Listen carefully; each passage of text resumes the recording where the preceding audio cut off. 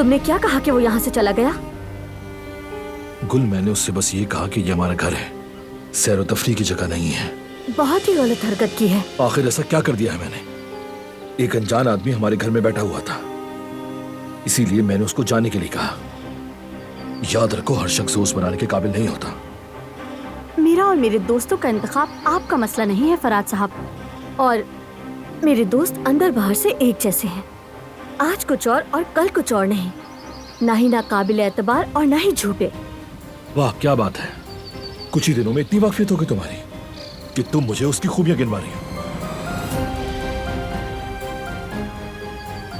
एक बात सुन लो मेरे लिए भी भरोसे की अहमियत है, और आजकल ऐसे लोग कम मिलते हैं, समझ गई? इंसान अपनी कही हुई बात पर कायम नहीं रहते हैं ना।